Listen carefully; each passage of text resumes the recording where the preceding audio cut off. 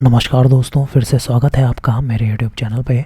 आज हम बात करेंगे पैरोक्सिकैम दवाई के बारे में और इस वीडियो में हम जानेंगे पूरी डिटेल कि आपको ये दवाई किन कंडीशंस में लेनी होती है और किन कंडीशंस में आपको ये दवाई अवॉइड करनी चाहिए। ये पूरी जानकारी हम इस वीडियो में जानेंगे, इसलिए इस वीडियो को आप बिल्कुल आखिरी तक देखना, क्योंकि किसी भी दवा के बारे में जानकारी पूरी ज़रूरी होती है। अधूरी जानकारी हानिकारक हो सकती है।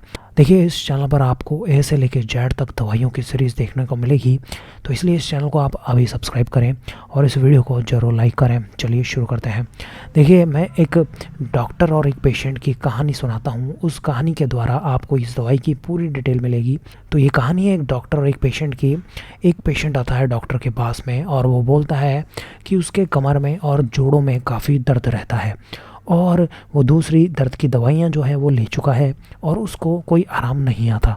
तो डॉक्टर उसे चेक करता है और तो डॉक्टर उसे लिख के देता है पैरोक्सिकैम दवाई। तो सबसे पहले ये होता है इसका उपयोग।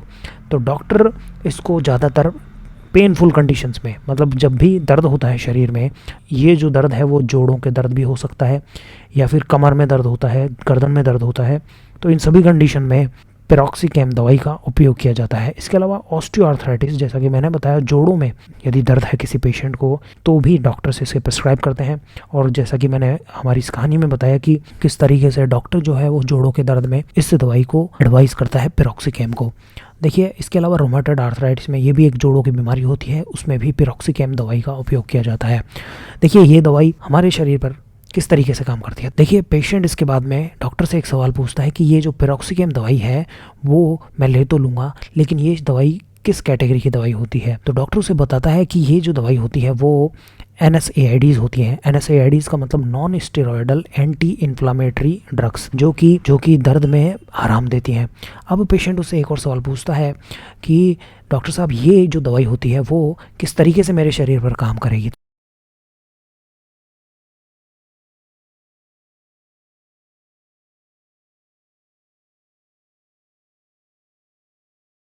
तो डॉक्टर उसे जवाब देता है कि देखिए, हमारे शरीर में दो केमिकल होते हैं, साइक्लोऑक्सीजनेज 1 और साइक्लोऑक्सीजनेज 2। ये दोनों केमिकल दर्द के लिए उत्तरदायी होते हैं। तो इन्हीं की वजह से क्या होता है, शरीर में कहीं भी दर्द उत्पन्न होने लग जाता है, इन्फ्लामेशन होता है और फिर उसके बाद में पेन होने लग जाता है। तो ये दवाई क्या करती है, साइक्लोऑक्सीजनेज 1 और 2 को इनहिबिट करती है और दर्द में आराम देती है। तो कोई भी इन्फ्लामेटरी कंडीशन या फिर पेनफुल कंडीशन में इस दवाई का उपयोग किया जाता है। इसके अलावा इसे इसके दांत के दर्द में भी उपयोग में लिया जाता है। देखिए, इसके बाद में डॉक्टर से पेशेंट पूछता है कि मैं इसे कितनी डोज में लूँ। तो डॉक्टर उसे जवाब देता है कि इसकी जो डोज है वो 10 से 20 mg डेली होती है अगर पेशेंट बड़ा है तो अडल्ट पेशेंट में अगर बात करें तो 10 से 20 mg इसकी डोज होती है।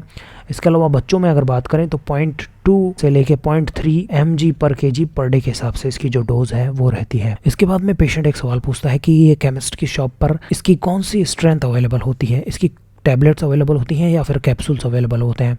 तो डॉक्टर उसे जवाब देता है, इसके कैप्सूल्स अवेलेबल होते हैं और 10 mg और 20 mg के जो कि कैप्सूल्स होते हैं वो मार्केट में अवेलेबल होते हैं केमिस्ट की शॉप पर। देखिए, इसके बाद में पेशेंट उससे पूछता है कि मैं किन कंडीशंस में इसको अवॉइड करूं, इस दवाई को लेना। तो डॉक्टर उसे जवाब देता है कि यदि आप और दूसरी दर्द की दवाइयों से एलर्जी है आपको, तो आप इस दवाई को ना लें, क्योंकि हो सकता है ये दवाई भी आपको एलर्जी करे और साइड इफ़ेक्ट्स होने के जो चांस हैं वो ज़्यादा हों।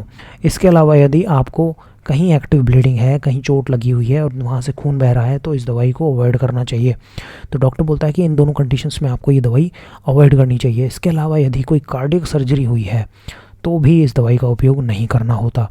इसके बाद में पेशेंट फिर भी नहीं मानता और डॉक्टर से एक और सवाल पूछ लेता है कि इस दवाई को मैं लूँगा तो कोई साइड इफ़ेक्ट्स तो देखने को नहीं मिलेगा। तो डॉक्टर जवाब देता है कि हेडेक हो सकता है, आपको डिजीनेस हो सकती है, चक्कर आ सकते हैं, एडिमा, टिनिटस या फिर पेट में जो एसिडिटी की वजह से ब्लीडिंग भी हो सकती है और एलर्जिक कंडीशन की वजह से रैशेज हो सकते हैं। लेकिन डॉक्टर उसे बोलता है कि ये जो साइड इफ़ेक्ट के जो चांस है वो बहुत ही कम होते हैं। 1% से भी कम पेशेंट में ये साइड इफ़ेक्ट्स देखने को मिलते हैं और ये साइड इफ़ेक्ट्स अभी देखने को मिलते हैं जब कोई पेशेंट इस दवाई को काफ़ी लंबे समय तक लेता है, तो ही इस दवाई के साइड इफ़ेक्ट्स देखने को मिलते हैं। तो और एक और सलाह देता है डॉक्टर पेशेंट को कि यदि आप दूसरी दवाइयाँ ले रहे हैं, जैसे एंटी हाइपरटेंसिव दवाइयाँ हैं, डायूरेटिक्स दवाइयाँ हैं, तो इस दवाई का उपयोग ना करें तो अच्छा रहेगा, क्योंकि हो सकता है कि रिएक्शन का जो चांस है वो ज़्यादा रहे।